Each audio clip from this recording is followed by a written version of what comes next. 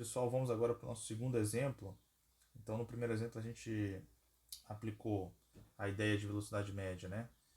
Dando destaque, né, que ela pode ser aplicada a diferentes trajetos, né? A ideia de velocidade média sempre é uma velocidade que se corresponde a um determinado intervalo, né? Então, no exemplo anterior, para achar a velocidade média do intervalo maior, precisava da informação das partes, mas lá tinha um facilitador, né? O raciocínio não era tão complicado, porque eu já sabia a distância do percurso, né, da viagem. Nesse aqui a gente vai agora fazer um pouco mais difícil, vamos colocar essa distância como sendo uma informação que a gente não tem ainda, tá? Então olha só, vamos imaginar aqui de novo, vamos fazer aqui uma representação, né, de uma rodovia, uma rodovia em linha reta, ok? Então poderia ser aqui, por exemplo, né, de São Mateus a Guriri, ok?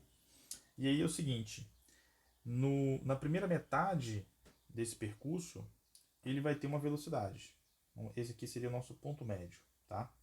Então, na primeira metade do percurso, ele vai ter uma velocidade de 30 km por hora, certo? Na segunda metade, essa velocidade dele vai reduzir. A velocidade média dessa segunda metade vai ser de 10 km por hora, certo? Então, eu vou colocar aqui esse primeiro ponto, esse primeiro trecho aqui, né? Eu vou chamar de 1, esse primeiro intervalo aqui. E esse segundo intervalo aqui eu vou chamar de 2, certo? E eles têm exatamente a mesma distância d, tudo bem? Então o que eu quero saber aí? O que eu quero descobrir? Eu quero descobrir a velocidade média, né, no percurso total. É o mesmo raciocínio que a gente implementou no exemplo anterior, só que agora sem a gente necessariamente saber essa distância, esse valor d aí, tá? Então como é que a gente faz? Primeiro, se eu quero saber aqui, ó, vou resumir a informação, vamos aqui, né?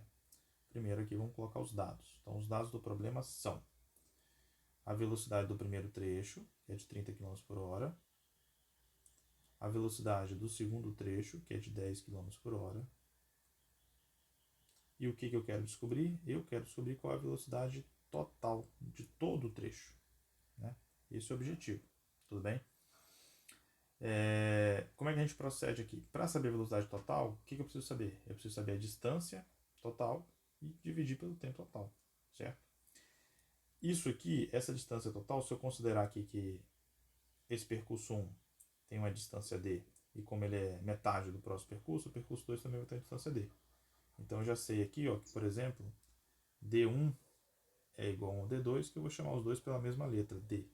Certo? Então minha distância total seria 2d. Né? Apesar de não saber esse valor numérico, a gente vai conseguir aí calcular essa velocidade. Então, partindo da mesma ideia do exemplo anterior, para saber o todo eu preciso da informação das partes. Então vamos procurar primeiro a informação das partes, certo?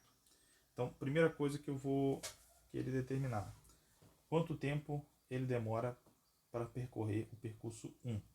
Então, para fazer isso, eu vou calcular aqui, eu vou aplicar a velocidade média no percurso 1. Então, eu sei que velocidade média é distância sobre tempo. Se eu for aplicar isso no percurso 1, então vai ser a velocidade média do percurso 1, vai ser a distância do percurso 1 pelo tempo do percurso 1. Daqui eu sei que a velocidade do percurso 1 vale 30 km por hora. Essa distância d1 eu não sei, mas eu sei que ela é d e é metade da distância total, e que é o mesmo valor da distância do percurso 2. Delta T1.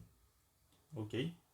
Daqui eu verifico então que meu delta T1 ele vai ser um D que divide 30. Correto?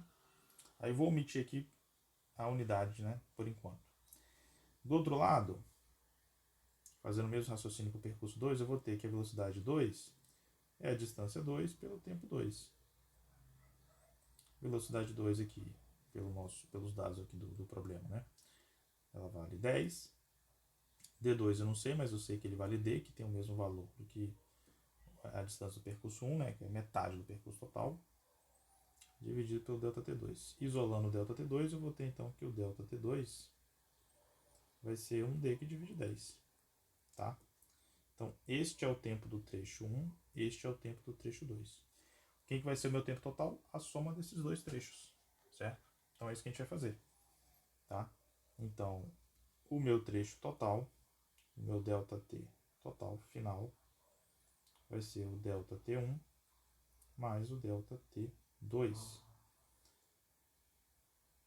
Esse ΔT total vai ser, então, um D sobre 30 mais um D sobre 10.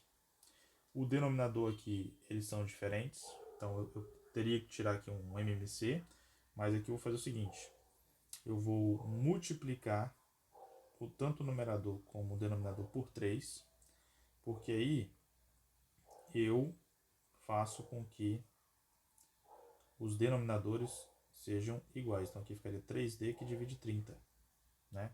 Perceba, esta fração 3D sobre 30, ela é equivalente a esta fração aqui, ó, D sobre 10. Então eu estou trocando uma fração que é igual a outra fração, só que por que essa fração é mais interessante? Porque ela tem um denominador que é igual ao outro que eu quero somar, e aí isso facilita esse processo de soma, tá?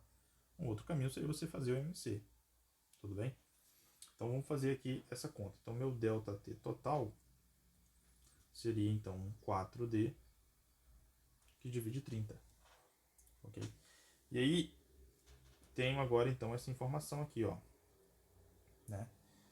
Meu tempo total.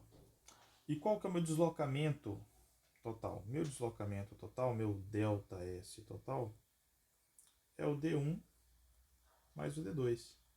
Só que a gente acabou de falar que eles são iguais, né? Porque o ponto, né, onde que ele transita a sua velocidade média, ele é o ponto médio do trajeto todo, então aqui seria simplesmente D mais D, que daria um 2D.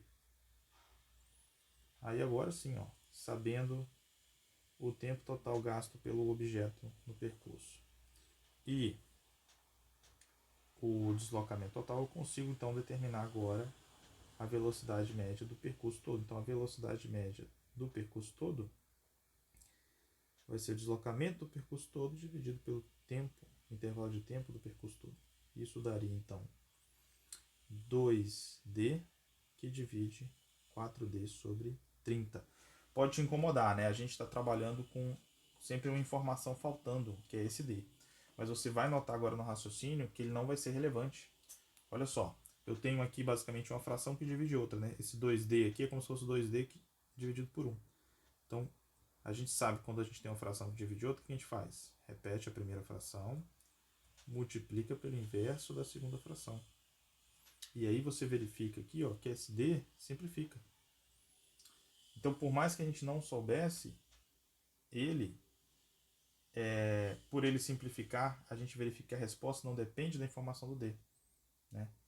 Então, a gente consegue concluir a velocidade média do percurso, né, sem necessariamente precisar saber a distância do percurso total, né? Obviamente que isso aqui é possível porque a gente já sabe, pelo menos, que é metade, certo? Então, teria que ter alguma informação ali, se não te desse o valor do percurso total, o valor da informação numérica, né, ou dos trechos, ele teria que dar alguma relação de proporção, né? Falar, o primeiro trecho é 2 vezes maior que o segundo, ou metade do segundo, ou um quarto do segundo trecho, para você conseguir completar esse raciocínio aqui, né? Do contrário, seria difícil você conseguir achar a velocidade média do percurso todo, tá?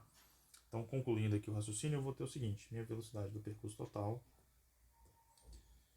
vai ser, então, 2 vezes 30, que é 60, que divide 4, isso vai dar 15. Como a unidade que a gente está usando aqui, né? A gente não está escrevendo ela, mas o tempo todo a gente está usando a unidade de km por hora, certo? A minha unidade final aqui também será de km por hora, correto? E aí a gente conclui essa atividade, ok?